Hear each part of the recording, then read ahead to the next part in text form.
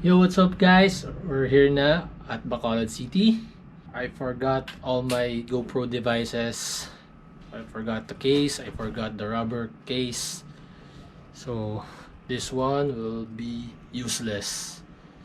So I'll be taking videos just using the GoPro and that's it. Woo! Okay ma'am, dito na tayo sa ating room. Wow! This will be our room for 2 days. Wow, the aesthetics. And the view. Dun, dun, dun, dun. Oops. There you go. Wow!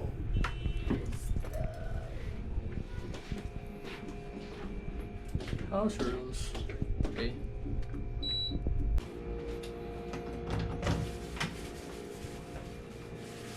Restroom. And it got bidet.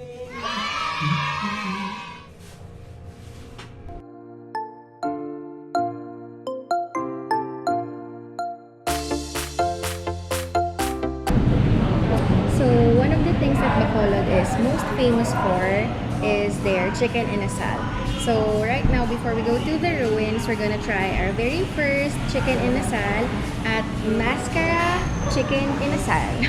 Yes. According to Google reviews, it's 4.1 stars. So better to check this out now.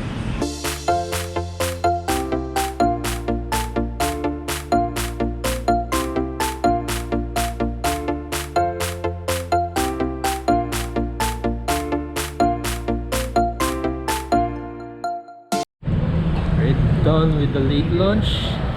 The food was great. I would agree with the 4.1 out of 5 rating. Chicken solid. I like it. It's it's different from Mang Inasal, pero okay naman siya. A bit smaller, tsaka walang sabaw, na free. Tsaka medyo pricey siya compared sa Mang Inasal. No.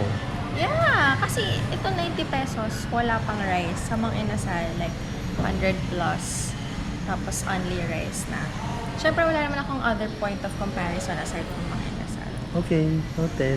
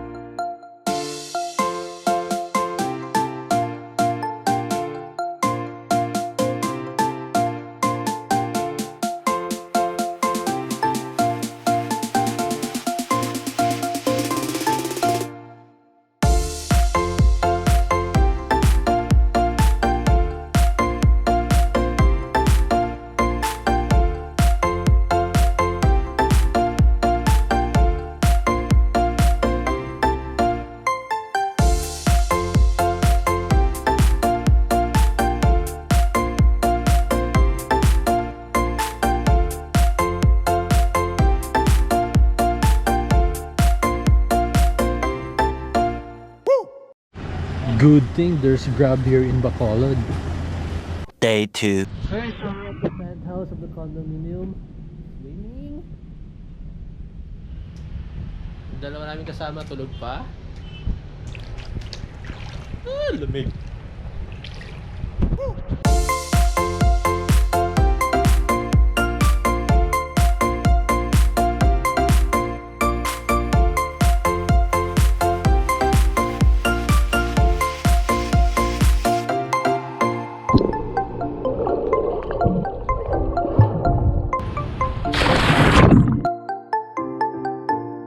Two hours later. So yan.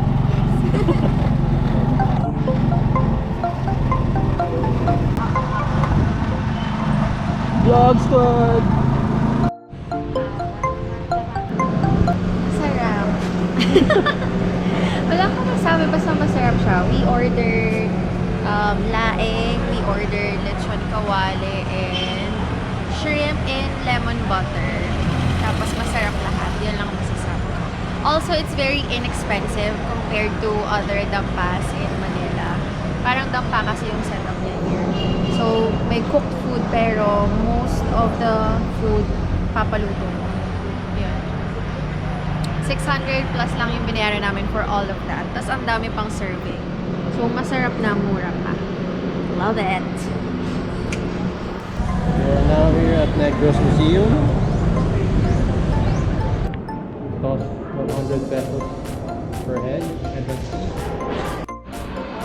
Right now, puro mask yung nakikita namin inside the museum. Probably because katatapos lang ng Masskara Festival last month. So, they have an exhibit called Behind the Masks. It's basically highlights the importance of masks, carrying the stories and the inspiration behind the creation. So, yeah.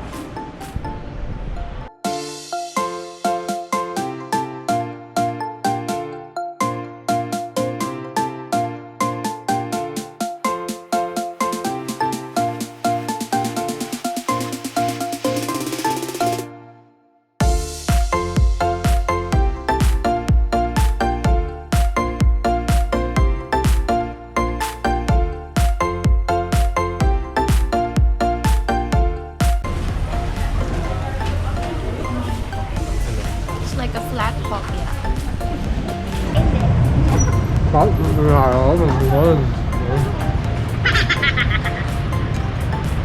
Up.